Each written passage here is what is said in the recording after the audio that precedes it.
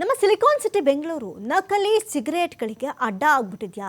ವಿದೇಶಗಳಿಂದ ಬೆಂಗಳೂರಿಗೆ ಬರ್ತಾ ಇದ್ದ ಸಿಗರೇಟ್ಗಳನ್ನು ಸೀಸ್ ಮಾಡಲಾಗಿದೆ. 50 ಲಕ್ಷ ಮೌಲ್ಯದ 2 ಲಕ್ಷ ನಕಲಿ ಸಿಗರೇಟ್ಗಳನ್ನು ಜಪ್ತಿ ಮಾಡಲಾಗಿದೆ. ಪ್ರಕರಣ ಸಂಬಂಧ ಇಬ್ಬರನ್ನ ಪೊಲೀಸರು ವಶಕ್ಕೆ ಪಡೆದುಕೊಂಡಿದ್ದಾರೆ. ಅಬ್ದುಲ್ ಬಶೀರ್ ಮೊಹಮ್ಮದ್ ಆಶಿಕ್ ಬಂಧನವಾಗಿದೆ.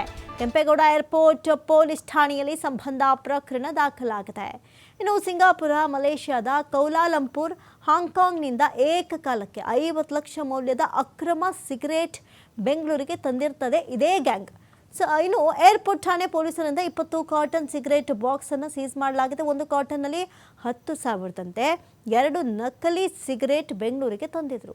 ಕಾಂಬೋಡಿಯಾದಲ್ಲಿ 10,000 ಸಿಗರೇಟ್ಗೆ 25,000 ಕೊಟ್ಟು ಸಿಗರೇಟ್ ಖರೀದಿ ಮಾಡ್ತಾ ಇದ್ರು. ಬೆಂಗಳೂರಿನಲ್ಲಿ 22ರಿಂದ 24 ರೂಪಾಯಿ ಬೆಲೆಯ ಅಸಲಿ ಸಿಗರೇಟ್ಗೆ 2.5 ರೂಪಾಯಿ ಬೆಲೆಯಲ್ಲಿ ನಕಲಿ ಸಿಗರೇಟ್ ಖರೀದಿ ಮಾಡ್ತಾ ಇದ್ರು. 2.5 ರೂಪಾಯಿಗೆ ಖರೀದಿ ಮಾಡಿದ್ದ ನಕಲಿ ಸಿಗರೇಟ್ ಅನ್ನ ಬೆಂಗಳೂರಿನಲ್ಲಿ 16 ರೂಪಾಯಿಗೆ ಸೇಲ್ ಮಾಡ್ತಾ ಇದ್ರು.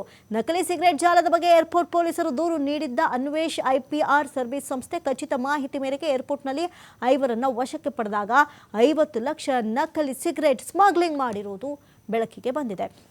ಇನ್ನು ITC ಹಾಗೂ SA ಸಂಸ್ಥೆಯ ಸಿಗರೇಟ್ ಅನ್ನ ನಕಲು ಮಾಡಿತ್ತು ಈ ಗ್ಯಾಂಗ್. ಪ್ರಕರಣ ಸಂಬಂಧ ಏರ್ಪೋರ್ಟ್ ಠಾಣೆಯಲ್ಲಿ 5ರನ್ನ ಬಂಧಿಸಿ ಪ್ರಕರಣ ದಾಖಲು ಮಾಡಿಕೊಳ್ಳಲಾಗಿದೆ. ದೇವನಹಳ್ಳಿ ಸಮೀಪದ ಕೆಂಪೇಗೌಡ ಏರ್ಪೋರ್ಟ್ ಪೊಲೀಸ್ ಠಾಣೆಯಲ್ಲಿ ಸಂಬಂಧ ಪ್ರಕರಣ ದಾಖಲಾಗಿದೆ.